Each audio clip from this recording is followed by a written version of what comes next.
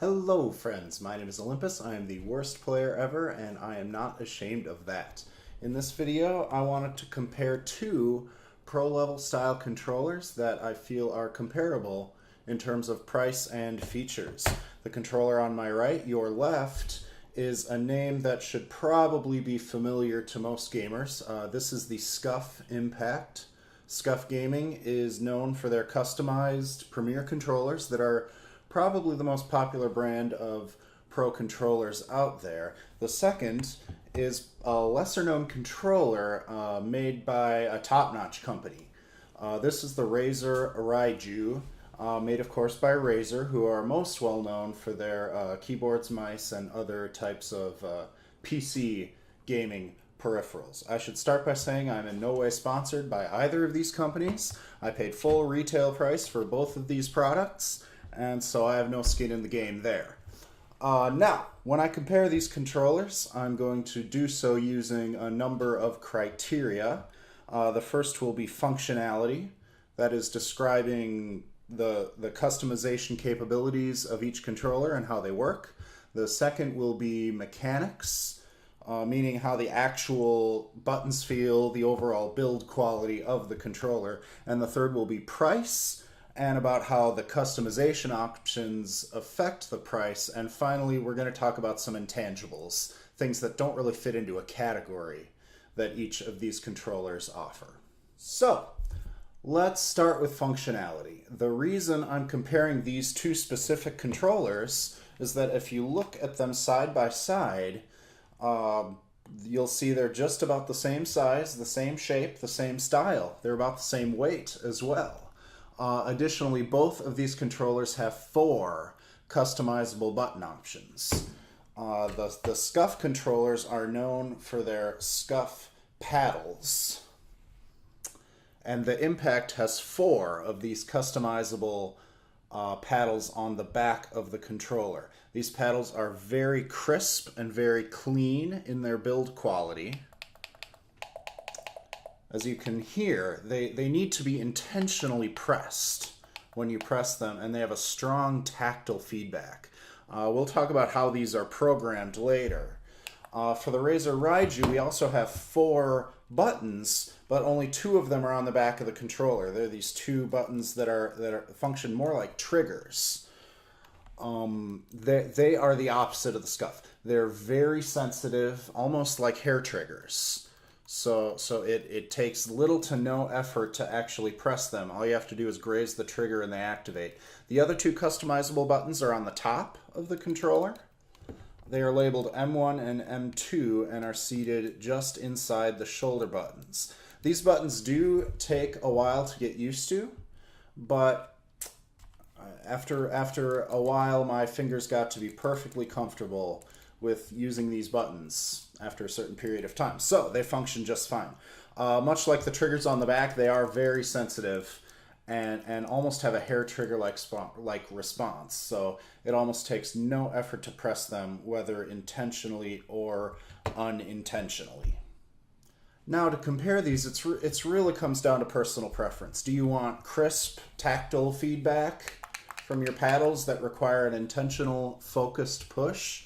Or do you want a quick hair trigger response? For me personally, both of these controllers are equally effective.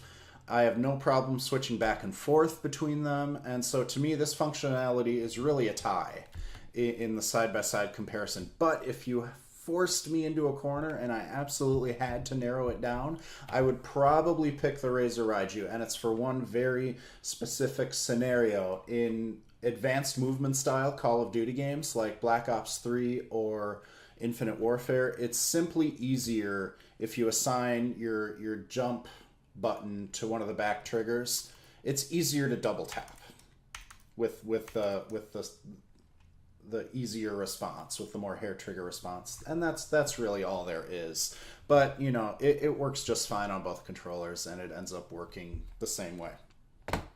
Next, we'll talk about mechanics. That is the actual build quality of these controllers. There are 3 aspects to discuss on these controllers. The customizable paddles, which we've already talked about, the analog sticks, and everything else, basically. The face buttons, the D-pad, and the shoulder buttons. We already talked about the paddles. The Scuf has a very tactile feel, while the Raiju has more of a hair trigger feel. For the other two aspects, there are stark differences between the two. Let's talk about the face buttons and the shoulder buttons first. And this is where the Razer Raiju really shines. The shoulder buttons are unique, and they take a little while to get used to, but they feel incredible. The D-pad also is very tight and very smooth. I love the motion of the D-pad. And finally, where it really shines is in the face buttons. These feel like a mechanical keyboard. They have a very satisfying click, and they feel extremely responsive. On the Scuf controller, if you've used a standard PS4 controller, you know how this controller will feel. The buttons aren't nearly as responsive, and the triggers and the D-pad all pretty much feel just like a standard PS4 controller does. On the other hand, the analog sticks on the Scuf Impact are miraculous. When I played with the Raiju, my aim was always a bit inconsistent. I would waver or oscillate around a target quite often, and it cost me a lot of kills in games like Call of Duty. Even using a control freak, that would happen. But with the Scuf analog stick, I felt like I had much better control over my aim. I wasn't overshooting or being as nearly as inaccurate. The Scuf controller sticks are much tighter. They're much easier to control. So in terms of mechanics, it's close to being a wash. But I'd give the slight edge to the Scuf controller just because of how amazing these analog sticks are. And you're generally using the analog sticks more than you're using the face buttons in shooter-style games, which is mostly what controllers like this are used for. That's not to say there's anything necessarily bad about these analog sticks. It's just these are in a league of their own in terms of quality. We're talking good and very good here. Next, let's talk about price. These are specialized peripherals, and neither of them come cheap. The Razer Raiju is very simple to explain. Its base price is $149, and that's it. That's what it costs. There's no customization. What you buy is what you get. And on the other end of the spectrum, the Scuf controller is customizable from top to bottom. We'll talk more about that later, but the base price of the Scuf Impact is actually $10 cheaper than the Raiju at $139, but you likely won't just be buying the base model. This is upgraded in a lot of different ways, and the cost goes up along with that. So with these considerations in mind, the edge on price for me goes to the Razer Raiju with its $149 base price. You get a lot for that price point. Now let's talk about these customization options. Again, with the Raiju, it's very simple. What you see is what you get. It comes with a very nice travel case, a USB cord, a really long, nice braided USB cord. But aside from that, there's nothing.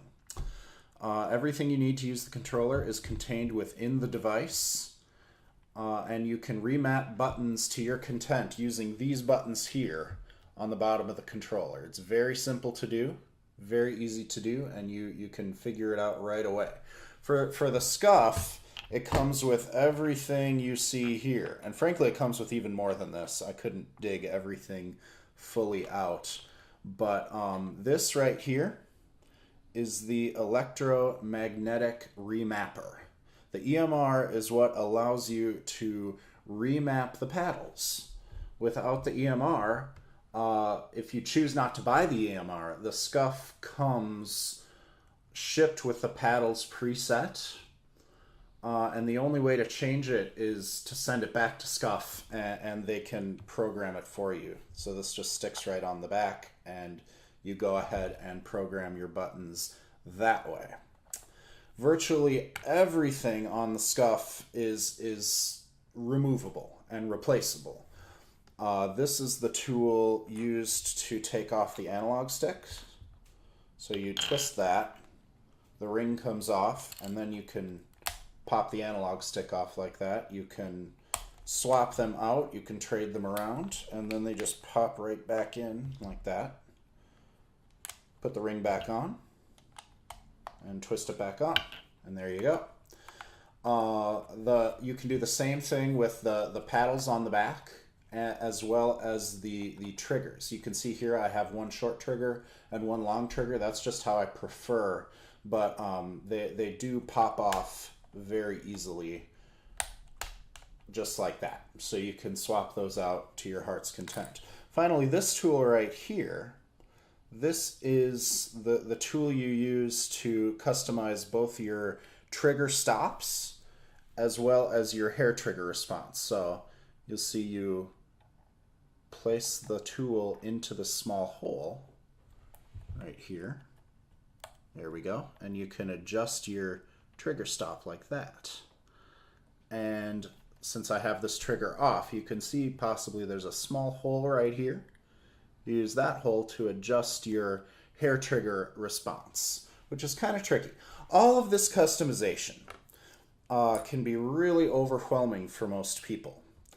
And most people don't need all this customization, but it does allow you to have complete and utter control over your controller. So obviously Scuf comes out on top when it comes to customization. Finally, let's talk about some intangibles. Both of these controllers did require some customer service for me. Razer's customer service for this controller was a bit of a letdown. I had a complaint with the R2 button sticking, and customer service was slow to respond, and they really weren't very helpful.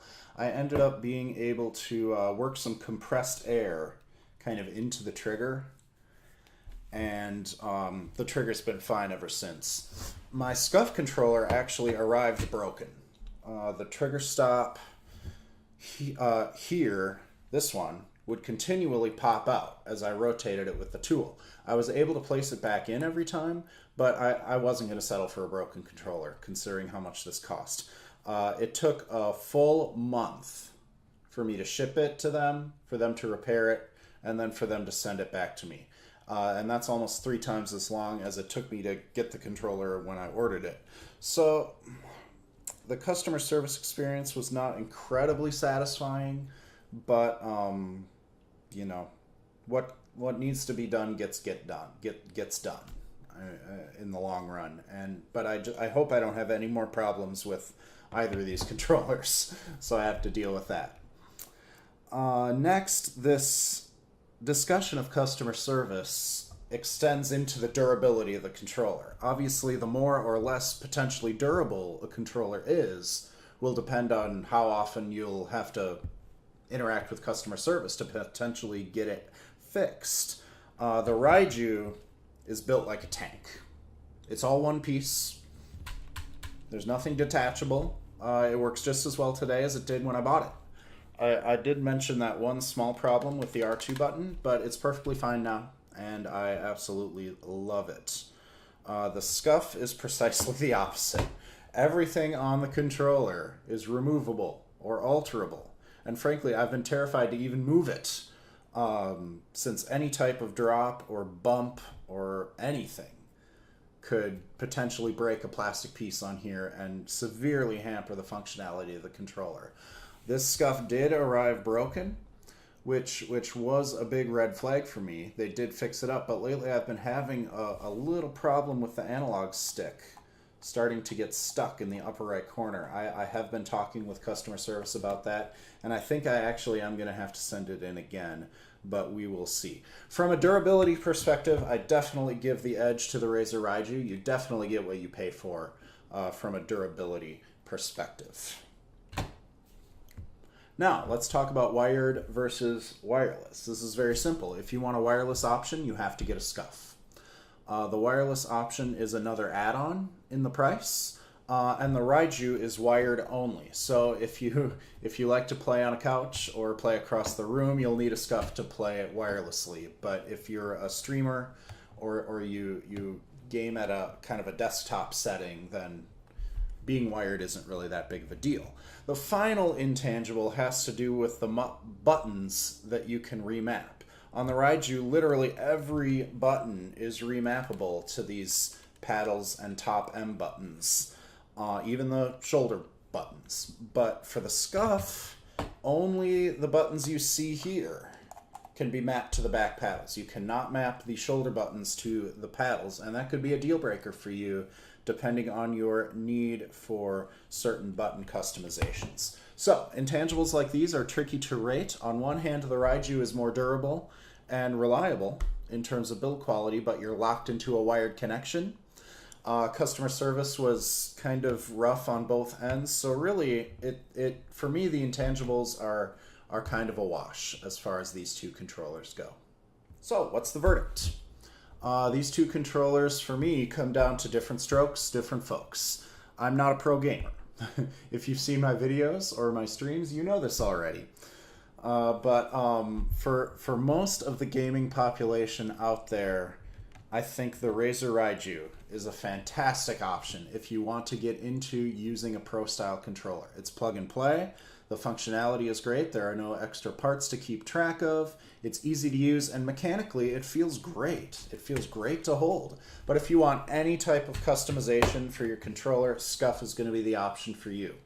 And yes, there are other brands of customizable controllers out there, but I do not have any experience with them, so I cannot speak to them in regards to that. In summary, if you're a novice gamer who's curious to try a pro controller and not sure where to start, I'd highly recommend the Razer Raiju. I was amazed when I first started using it, and I still use it today, even though I have this one too.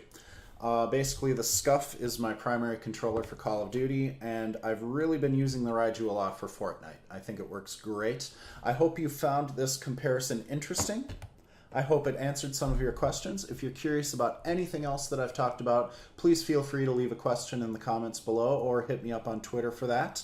If you've enjoyed this video, a like or a subscribe would be greatly appreciated. I also stream on Twitch 4 times a week, and all the links for everything I just mentioned can be found down below in the video description. I appreciate you all, and remember, it's okay to be bad as long as you're having fun. I'll see you in the next video.